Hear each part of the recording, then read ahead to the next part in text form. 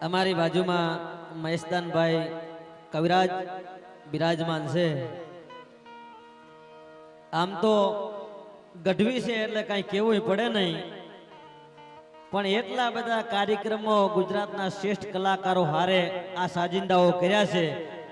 એમાં મહેશભાઈ તો એવા છે સાજિંદા કે કલાકારની બાજુમાં બેહે, કલાકારને સાંભળે। તમામ કલાકારોના પ્રસંગો મને એવું લાગે છે કે કવિરાજને આવડે છે હો। આ તો હારું છે મંજીરા વગાડે છે, બાકી કલાકાર બની જાત અને પાછા મંજીરા વગાડે છે તો કલાકાર કરતા વધારે ફી એમની છે પાછી। ઓહો એમાંય પાછા વકીલ છે।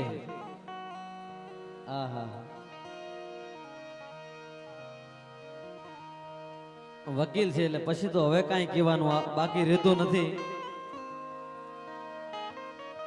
વકીલ છે ને મંજીરા વગાડે એવું નથી હો, પણ એમને કલાકાર કરતા પણ વધારે રૂપિયા મળે છે। વકીલની ડિગ્રી કરતા પણ આ ડિગ્રી બહુ મોટી છે, કારણ કે એના કરતા આમાં વધારે રૂપિયા મળે છે।